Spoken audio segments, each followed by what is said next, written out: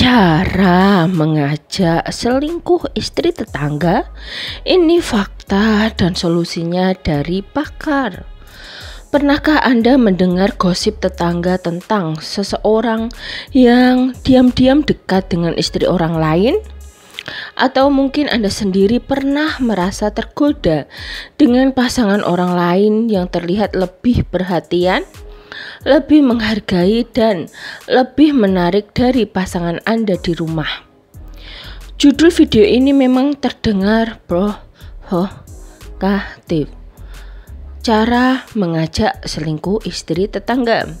Namun tenang, tujuan kami bukan untuk mengajarkan tindakan moral yang salah, tapi justru untuk mengupas fenomena ini secara jujur berdasarkan isu yang terjadi di masyarakat, serta membongkar akar masalahnya dari kacamata psikologi dan pakar hubungan.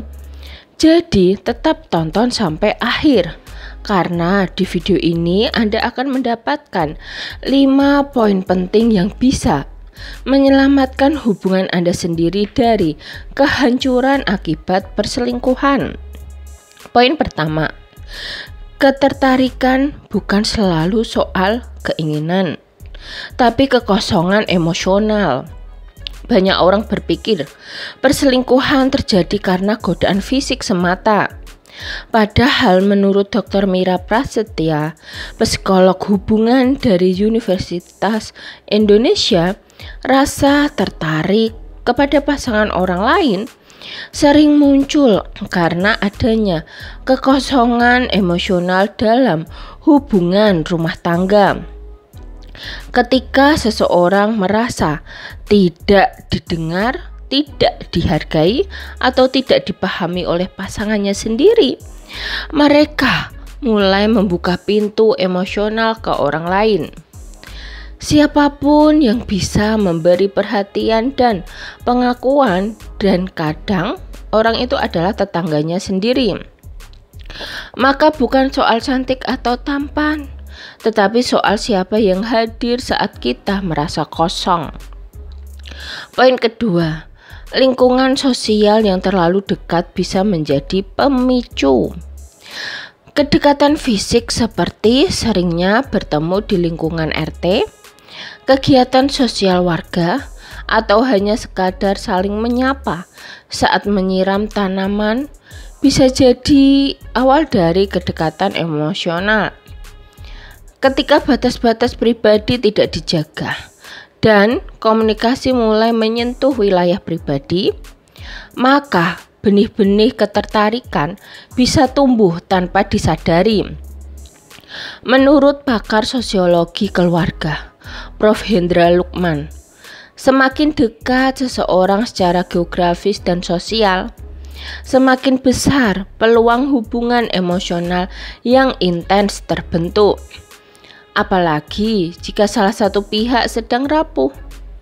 Inilah kenapa pentingnya menjaga batas dan etika dalam berinteraksi antar tetangga, khususnya antar pasangan yang sudah menikah. Poin ketiga, ketidakpuasan hubungan dan minimnya komunikasi dalam pernikahan. Ketika kebutuhan hubungan tidak terpenuhi dalam rumah tangga, bukan hanya fisik yang merasa kekurangan, tapi juga psikologisnya. Hal ini diperparah jika komunikasi dalam pernikahan buruk, penuh prasangka, atau bahkan dingin. Maka seseorang yang merasa tidak puas akan mencari validasi dan koneksi emosional di luar. Menurut konselor pernikahan Andin Kusuma, hubungan bukan sekadar aktivitas biologis, tapi juga komunikasi nonverbal yang sangat penting dalam hubungan. Banyak perselingkuhan yang bermula dari perasaan diabaikan secara itu, lalu mencari kepuasan melalui pelarian. Bahkan jika itu adalah orang terdekat secara sosial seperti tetangga. Poin keempat, media sosial memperbesar celah perselingkuhan. Media sosial memungkinkan komunikasi tanpa batas, termasuk dengan orang-orang yang sebelumnya hanya teman biasa. Sebuah chat basa-basi bisa berubah jadi rayuan, apalagi jika sering ada curhatan pribadi. Maka hubungan yang seharusnya profesional atau netral menjadi semakin personal. Riset dari Journal of Marital and Family Therapy tahun 2021 menunjukkan bahwa lebih dari 60% perselingkuhan emosional dimulai dari platform digital seperti WhatsApp dan Facebook. Maka kontrol terhadap komunikasi digital dalam rumah tangga sangat penting. Bukan dengan cara melarang, tapi dengan membangun kepercayaan dan keterbukaan. Poin kelima, solusi dari pakar. Bangun kembali hubungan seperti di awal pernikahan. Pakar hubungan menyarankan agar pasangan yang sudah menikah secara rutin mengevaluasi kualitas hubungan mereka. Layaknya mengecek kondisi kendaraan sebelum bepergian jauh. Apakah komunikasi masih berjalan lancar? Apakah masih ada kemesraan? Apakah pasangan merasa dihargai?